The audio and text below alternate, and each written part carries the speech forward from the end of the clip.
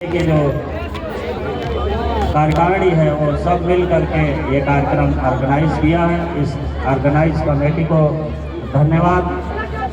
गायक मंडल, दूर दराज से आए बुजुर्ग, नौजवान साथियों, माताओं, बेटियों, सबको इस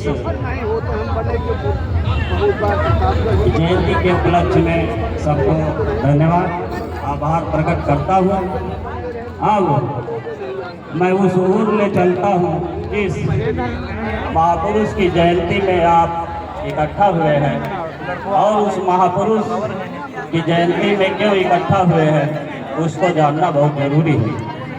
जरूरी इसलिए है, आप लोग दूर दराज से क्यों आए हैं, क्यों ये जो भी गणमान्य आए हैं आपके बीच में बैठे हैं, कुछ कहेंगे, उनके कुछ विचार आएंगे।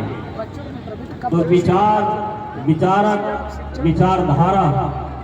विचारधारा हमारे महापुरुषों ने इस पृथ्वी पर फैलाया है, और इसीलिए जब हम सब लोग बैठते हैं और अपने विचार रखते हैं, साझा करते हैं, तो महापुरुषों को पुनः स्मरण हो जाता है, महापुरुष पुनः जीवित हो जाते हैं।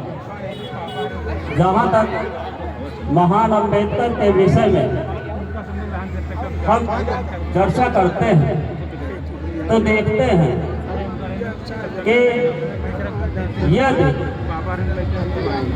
महिला सशक्तिकरण जो आज भारत सरकार चला रही है,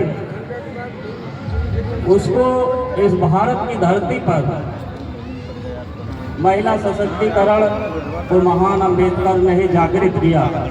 यदि आप देखते हैं, चलिए हम यदि बाबा साहब के विचारों पर आते हैं, अब महिला सशक्तिकरण की बात करते हैं, तो बाबा साहब ने जो महान आंदोलन शुरू किया था 1927 में, महान आंदोलन जो अछूतों के लिए पानी तालाबों से भी नहीं दिया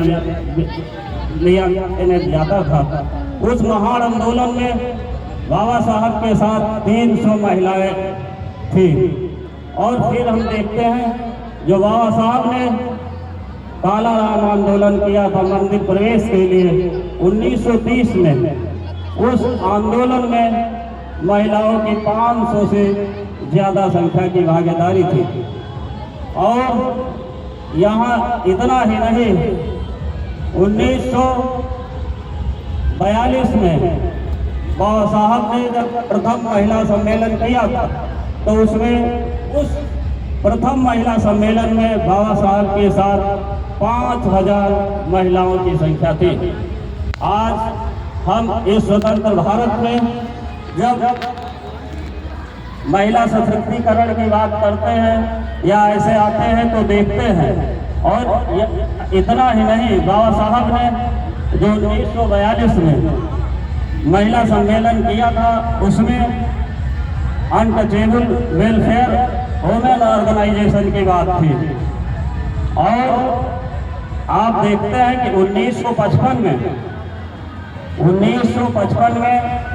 जो हिंदू सक्सेशन एक्ट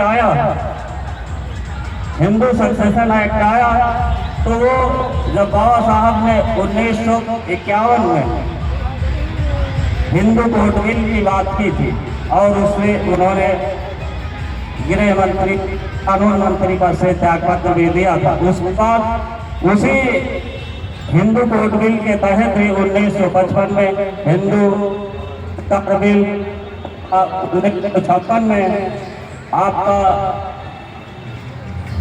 दत्तक ग्रहण बिल आया। और इतना ही नहीं, 1905 में जब संपत्ति में महिलाओं की बात आती है तो वो भी 1951 के तहत ही आती है।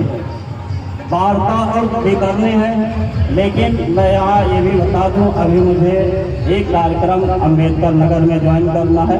मैं इसीलिए अपना नंबर पहले लगवा दिया था।